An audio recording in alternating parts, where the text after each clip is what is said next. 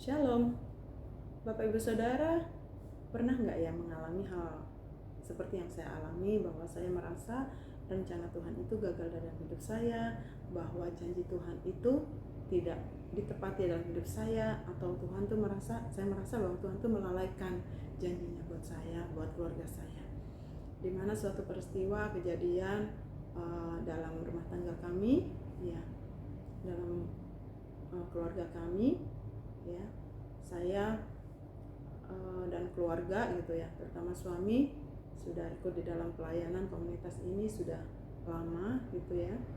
Kemudian kita juga ada pelayanan, ya, suami saya selain bekerja di sebuah perusahaan, dia juga menggembalai jemaat gitu ya, sebagai kantor dari gereja cabang dari pusat di sini di Palangkaraya. Jadi beliau bertugas di sebuah desa. Nah, saya merasa bahwa ini sudah memenuhi panggilan, bahwa ini sudahlah rencana Tuhan pasti indah gitu ya. Dengan perjalanan hubungan rumah tangga kami yang semakin diperbaharui dari hal yang memang nggak bagus sama sekali, karena memang saya bertumbuh dari kekurangan kasih sayang dari bapak saya, sehingga saya mendambakan sosok suami yang bisa mengayomi, yang sebagai bapak dan sebagainya. Yang itu saya dapatkan, dia bisa mengisi kekosongan hati saya.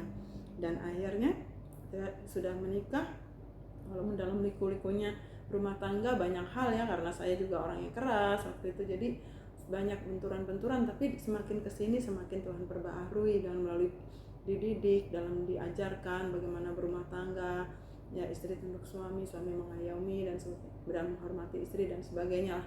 Nah, di dalam perjalanan itu nggak mudah Bapak Ibu Saudara ya, selama 23 tahun ya, manis-manisnya ada, tapi bukan suatu rumah tangga Kristen yang mungkin bisa jadi teladan yang baik, karena masih kadang banyak ribut, kadang maunya sendiri. Tapi semakin kesini semakin diperbaharui. Nah, saya merasa manisnya cinta kami di ujung-ujung daripada perjalanan kami. Nah, itu kemudian saya berpikir bahwa ketika kita sudah melayani Tuhan, sudah dipulihkan, kita ini kedepannya bakalan bahagia, bakalan hidup kita menjadi berkat, bakalan semakin diberkati, semakin jadi berkat, semakin lah gitu. Tapi itu menurut pemikiran dan rencana keinginan kami gitu. Tapi ternyata yang saya anggap rencana Tuhan itu gagal, enggak Bapak Ibu Saudara. Nah, di akhir cerita nanti kita akan tahu bagaimana ternyata rencana Tuhan nggak pernah gagal dalam hidup kita. Itu adalah kesimpulan kita yang salah. Nah, dalam perjalanan pelayanan, dalam perjalanan kehidupan suami saya terkhususnya ya, beliau ada penyakit degeneratif ya, yaitu diabetes mellitus. Nah, itu yang tidak terawat dan sebagainya, bukan karena saya tidak perhatian, enggak, karena memang kita berbeda jarak jauh gitu ya, sehingga tidak selalu bersama. Tapi memang karena pertama karena penyakit keturunan dan pola hidup juga, sehingga akhirnya membuat penyakit suami saya itu berdampak pada komplikasi ke gagal ginjal gitu ya. Jadi waktu itu awal perjalanan penyakitnya itu ya, kita kontrol cek gitu, ternyata ada kreatin turun, gagal ginjal. Kita udah berobat, udah ke mana-mana tuh, ke Palangkaraya ini, Banjarmasin, Surabaya, Jogja, ke Penang, sampai ke Jakarta, terakhir di Semarang gitu ya. Saya berusaha untuk memberi yang terbaik buat suami saya, kita berupaya yang terbaik untuk kesembuhan suami saya. Saya belajar bagaimana sampai pada namanya enggak cuci darah, terus kita pakai CAPD yang bisa dikerjakan di rumah sendiri, akhirnya sampai pada namanya akan cangkok ginjal. Dan itu hal-hal yang tidak mudah, sangat-sangat rumit gitu ya Bapak Saudara, dan itu sudah kami lewati. Tinggal hanya ketika COVID itu dipending jadwalnya, jadi ya penyakit terus berjalan, akhirnya dipanggil pulang Tuhan suami saya. Di situ saya protes, di situ saya kecewa sama Tuhan, di situ saya marah sama Tuhan. Ya, Tuhan, saya bilang, kenapa sudah segininya kami berjuang? Ya, kenapa sih nggak Tuhan sembuhkan? Kan ada juga firman yang mengatakan bahwa penyakit ini tidak membawa kematian, tapi membawa pada kemuliaan. Ya, seperti itu. Tapi kenapa tidak berlaku pada suami saya, pada kami yang sudah melayani Tuhan, yang sudah ini dan itu kami lakukan. Nah, sudah rumah tangga kami dipulihkan, sudah mulai baik-baik, manis-manis gitu. Kenapa Tuhan panggil? Kenapa nggak Tuhan sembuhkan terus kita punya umur panjang, kita bisa bahagia bersama, kita bisa melayani Tuhan sama-sama seperti itu. Nah, saya berpikir seperti itu Bapak Ibu Saudara. Saya marah dengan keadaan, saya marah dengan yang namanya keputusan Tuhan gitu ya. Saya merasa bahwa Tuhan tuh nggak adil gitu buat saya pribadi gitu ya. Tapi di sini saya mulai suatu saat ketika saya di dalam perjalanan saya kerja di sebuah instansi pemerintah. Saya kerja, ketika dalam perjalanan kerja itu Tuhan tuh ingetin, karena Tuhan tahu saya tuh marah gitu ya. Marah tuh ya ibaratnya nggak Tuhan-Tuhanan lah, ya ibadah sekedar ibadah lah kayak gitu. Tapi di dalam perjalanannya, di dalam perjalanan waktu itu Tuhan tuh yang bilang, Roh Kudus tuh ngomong di dalam batin saya tuh bahwa setiap orang tuh punya jalannya masing-masing gitu ya. Terus saya merenung, oh iya Tuhan, saya bilang punya jalan masing-masing. Kalau memang tugas suami saya udah selesai, ya tugas sebagai gembala, tugas sebagai seorang bapak, tugas sebagai seorang suami sudah selesai, ya sudah, itu kan jalannya dia. Yang penting bahwa saya tahu, penting bahwa kita tahu semua bagaimana kepergian suami saya tuh sangat-sangat dia juga sudah siap gitu, dia tahu akan kemana gitu ya. Di akhir dia mengakhiri hidupnya itu dengan maksudnya dia di akhir hidupnya ya dia sudah pelepasan, sudah ngaku dosa dengan saya, kita saling terbuka, sudah ngakuin kesalahan-kesalahan mungkin di masa lalu, sudah minta maaf dan anak-anak, sudah minta maaf juga dengan Bapak Gembala semuanya ya. Dia juga berdoa untuk kami, memberkati kami seperti tidak orang sakit waktu itu ya, padahal itu di rumah sakit.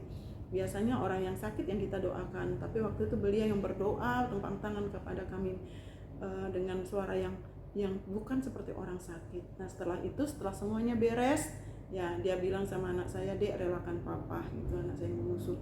Setelah anak saya mengikhlaskan, ya nggak lama beliau di ICU beberapa saat ya, hari gitu. Akhirnya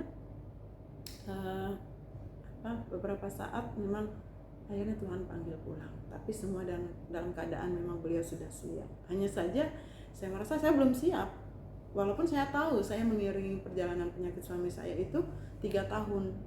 Nah suami saya itu juga ceritanya seorang anak kembar gitu, tapi kembarannya udah duluan dipanggil pulang. 3 tahun suami saya baru dipanggil pulang Tuhan. Ternyata 3 tahun itu Tuhan kasih kesempatan buat kami pemulihan. Nah jadi tidak ada hal-hal yang kami tutupi atau menghalangi perjalanan beliau pulang gitu. Tapi itulah, saya menganggap bahwa saya nggak siap. Siapa sih yang namanya siap ditinggal orang yang kita sayangi? Nggak ada yang pernah siap namanya. Tapi dengan Tuhan ngomong di batin saya akhirnya terima, oh iya ya Tuhan, ya kuatkan aku kayak gitu-gitu. Terus saya juga khawatir tentang anak saya. Bagaimana ketika papahnya ada itu anak-anak saya itu manja lah, biasa manja yang bukan ngelunjak tuh enggak. Artinya semua kebutuhan, semua apapun dipenuhin papahnya, semua diturutin gitu, yang memanjakan sekali. Karena beliau saat itu sebagai seorang pekerja gitu ya di perusahaan swasta yang lumayan ada kedudukannya, yang membuat beliau bisa mampu memenuhi semua kebutuhan anak kami. Ya, ada rumah, ada mobil, ada investasi di tanah dan sebagainya. Nah, itu tuh beliau persiapkan semuanya untuk anak-anak kami. Nah, dan itu saya merasa bahwa gimana anak saya ini nggak dewasa. Nah, seperti itu mereka. Tapi ternyata enggak. Ternyata inilah yang saya bilang tadi di akhir, bahwa rencana Tuhan tuh nggak pernah gagal. Benar. Dan anak-anak saya ketika papanya dipanggil pulang, dia rangkul saya, ya kakaknya merangkul saya dan adiknya, dia bilang bahwa mah kita harus semangat, kurang lebihnya seperti itu ya. Mama masih ada, saya masih ada Gary gitu, ada kakaknya, ada adiknya, jadi kita tetap terus berjalan, kita semangat. Nah itu yang saya pegang. Akhirnya dalam perjalanannya ternyata anak-anak saya waktu itu belum selesai kuliahnya yang besar, dia bisa menyelesaikan kuliahnya dengan hasil yang terbaik, nilainya baik. Terus yang kedua itu juga waktu itu masih kuliah gitu, yang harus pindah dari kota luar pulau, akhirnya balik, dia kuliah di sini dan dia sambil bekerja, dia bekerja sama omnya, dibimbing omnya, adik saya. Jadi anak saya yang besar juga setelah selesai kuliah dia bekerja di perusahaan ya, di mana papanya dulu bekerja, tapi bukan karena fasilitas, karena memang sedang diperlukan sarjana hukum dengan nilai yang baik juga.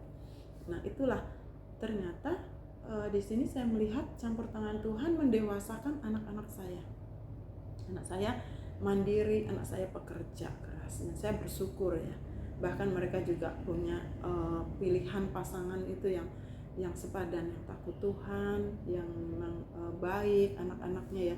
Saya udah khawatir tuh, siapa sih ibu yang nggak khawatir kalau nanti, karena anak saya dua-dua cowok gitu, kalau dapat menantu misalnya yang aneh-aneh nggak bener kan pasti bakalan sakit hati tuh sampai seumur hidup gitu. Tapi puji Tuhan lah, Tuhan tuh baik, Tuhan luar biasa. Mereka dipertemukan dengan pasangannya yang baik luar biasa. Mereka juga sayang sama saya. Dan saya bersyukur ternyata dengan kejadian ini, kejadian papahnya ya sudah selesai kan, dia punya cerita, dia punya pelayanan, punya tugas sebagai ayah, sebagai suami, ya sudah cukup sampai di situ gitu. Dia udah pulang, tugasnya udah selesai. Nah tinggal kita yang masih ada ini yang terus berjuang. Nah anak-anak saya timbul kedewasaan di sini. Saya bersyukur banget. Terus anak saya juga pernah bilang seperti ini, bahwa mah ya semua ada hikmahnya. Kalau papa dipanggil pulang Tuhan umur 30-an, saya kata dia, mungkin saya nggak bisa ngapa-ngapain, saya nggak mandiri, saya nggak bisa kerja, nggak bisa apa-apalah, manja aja jadi beban keluarga, kata dia seperti itu. Jadi ya saya bersyukurlah dengan setiap peristiwa, setiap kejadian itu indah semua. Nah saya juga kesaksian saya terakhir juga saya bersyukur, saya terharu gitu ya, di hari Kamis kemarin itu, minggu kemarin tuh anak saya yang sulung nikah gitu ya. Saya dengan dibekali apa yang sudah papahnya sediakan, saya menghantarkan anak saya untuk memasuki pintu gerbang rumah tangga, untuk memasuki gerbang rumah tangga, kehidupan yang baru bersama pasangan. Ya, saya tidak menyangka gitu ya bisa menghantarkan anak saya sampai ke pernikahan ya, dimana itu tuh mungkin orang sangat haru melihat ya, dimana saya sendiri gitu ya, tapi ya saya bersyukur banyak keluarga, banyak teman gitu ya, teman pelayanan juga yang support semuanya ya, mungkin melalui doa, mungkin juga melalui apapun yang Tuhan taruhkan. Banyak orang-orang yang memang Tuhan kasih untuk menolong kami, kebaikan-kebaikan Tuhan melalui orang-orang yang ada di sekitar kami bisa membantu kami dalam lancarnya pernikahan anak kami.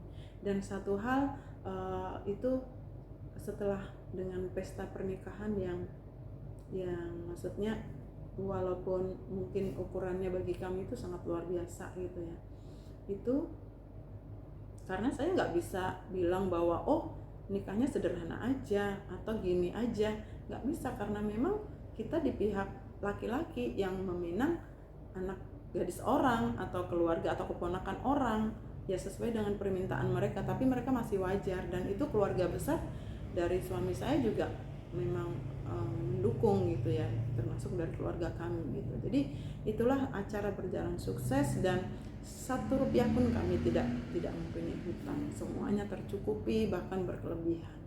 Ya itu Bapak Ibu Saudara kesaksian yang bisa saya sampaikan, bagaimana ternyata Tuhan itu yang saya anggap bahwa Tuhan itu gagal, rencananya, bahwa Tuhan itu lalai.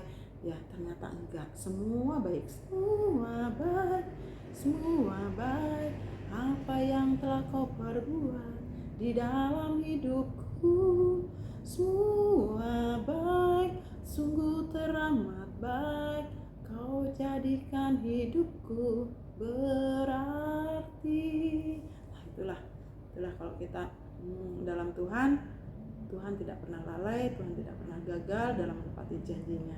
Terbukti dalam kehidupan saya, ya janji-janji Tuhan ya memberkati anak-anak saya, memberikan mereka kedewasaan, walaupun dalam setiap peristiwanya juga mengalami jatuh bangun, turun naik, bahkan kepedihan, kesedihan, ditinggal oleh papahnya selamanya gitu. Tapi inilah semuanya indah, semuanya indah karena semua seturut dengan rencana Tuhan. Mungkin ini yang bisa saya sampaikan Bapak Ibu Saudara, kiranya bisa memberkati Bapak Ibu Saudara. Tuhan Yesus memberkati.